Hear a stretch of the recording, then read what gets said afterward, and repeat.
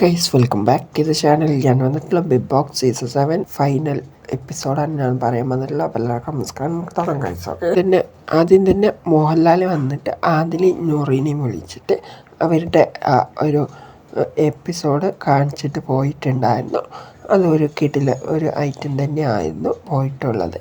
എല്ലാവരുടെയും വ്യത്യസ്തമായിട്ടുള്ള ഇതാണ് കാണിച്ചിട്ടുള്ളത്. പിന്നെ അടുത്തതായിട്ട് പോയിട്ടുള്ളത് എന്ന് പറഞ്ഞാൽ അക്ബറാണ് പോയിട്ടുള്ളത്. പിന്നെ അടുത്തത് പോയിട്ടുള്ളത് എന്ന് പറഞ്ഞാൽ നിവിനാണ് പോയിട്ടുള്ളത്. പിന്നെ അടുത്തതായിട്ട് പോയിട്ടുള്ളത് എന്ന് പറഞ്ഞാൽ നമ്മുടെ ഷാനവാസാണ് പോയിട്ടുള്ളത്. പിന്നെ അടുത്തത് 2 പേരാണ് അതിലുള്ളത്. അനീഷും അനുമോളുമാണ് ഉള്ളത്. അനീഷിനെയും അനുമോളിനെയും വേദിയിലേക്ക് വിളിച്ച് വരുത്തിയിട്ട് ആരാണ് വിജയ് എന്നുള്ളത് നോക്കാൻ വേണ്ടി ഒരു വോട്ടിൻ്റെ ഒരു മെഷീൻ ഉണ്ടല്ലോ, അതിൽ പോയിട്ട് നോക്കുന്നുണ്ടായിരുന്നു. അത് കുറേ നേരം പൊങ്ങിയും താന്നും കളിക്കുന്നുണ്ടായിരുന്നു. അത് ലാലേട്ടൻ തന്നെ പ്രഖ്യാപിക്കണം എന്നാണ് ലാലേട്ടൻ പറഞ്ഞിട്ടുള്ളത്. അങ്ങനെ ലാലേട്ടൻ പ്രഖ്യാപിച്ചു. അനുമോളാണ് വിജയ്.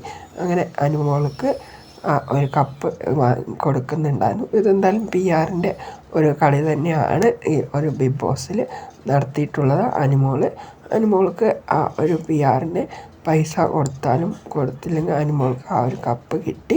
ഇനി പൈസ അവർക്ക് PR-ന് കൊടുക്കാം. പിന്നെ അനീഷാണെങ്കിലും നല്ല രീതിക്കാണ് കളിച്ചു പോയിട്ടുള്ളത്. അനീഷിന് PR-ൻ്റെ.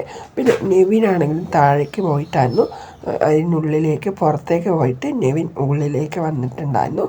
അതൊക്കെ ഒരു കിടില ഒരു താഴെ പോയിട്ട് മേലേക്ക് പൊങ്ങി വന്നിട്ട് 5 കണ്ടസ്റ്റൻസിൽ ആര് ആകും എന്നുള്ളത് അറിയാൻ വേണ്ടി നോക്കിയിട്ടുണ്ടായിരുന്നു.